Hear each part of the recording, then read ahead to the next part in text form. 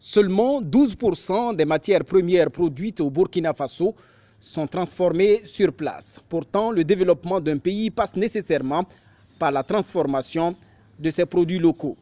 Le gouvernement, à travers le ministère en charge de l'industrie, prend le taureau par les cornes. Faire du Burkina un pays à fort taux industriel à l'horizon 2023, c'est ça l'objectif.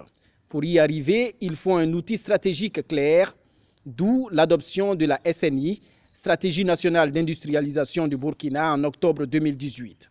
Ce 22 juillet 2019, ici à Bobo-Dioulasso, se tient l'atelier de diffusion de la SNI.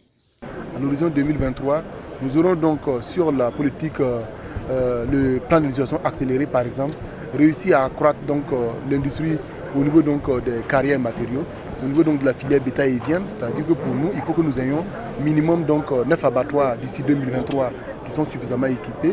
Il faut que dans la filière coton, que les unités de grainage qui sont annoncées puissent donc s'étendre dans les zones de production, qu'il y ait encore d'autres unités de filature et des unités de confection dans le domaine du coton.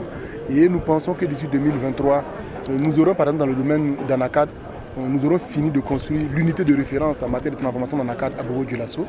La tomate, nous aurons fini aujourd'hui de réaliser au moins 5 sites de transformation de tomates dans les régions où on les produit.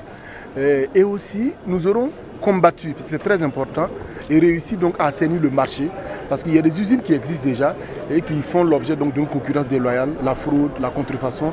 Nous aurons assaini définitivement le marché. La SNI, c'est un coût global estimé à plus de 194 milliards de francs CFA. Pour la mobilisation des ressources, le ministère a l'appui des partenaires techniques et financiers.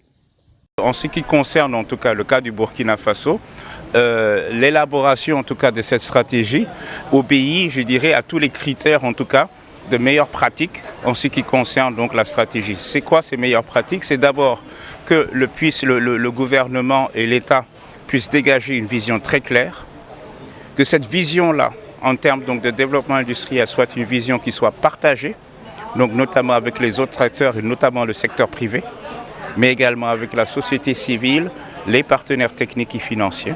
Et c'est ce qui a été fait. Il y a eu tout un processus donc de consultation qui a eu effectivement l'appui des partenaires techniques et financiers, dont l'ONUDI. Bien sûr, nous essayons d'apporter notre expertise, notre expérience, comme je le disais.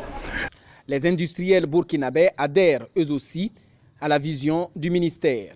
Pour faire de l'industrie, la première des choses qu'il faut, c'est une volonté politique. Et ce qui fait que je suis confiant aujourd'hui, c'est que je sens la volonté politique d'accompagnement de cette nouvelle stratégie.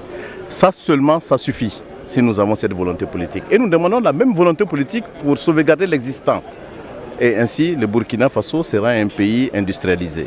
Pour joindre l'acte à la parole, des équipements industriels ont été remis à des PME-PMI. Les objectifs sont là. La date est bien fixée, c'est 2023, nous l'avons noté. Le matériel est là, la balle est dans notre camp, alors nous allons redoubler d'efforts dans cette dynamique. Cette remise s'inscrit dans le cadre de l'initiative de renforcement des capacités productives de 130 PME dans les 13 régions du Burkina Faso.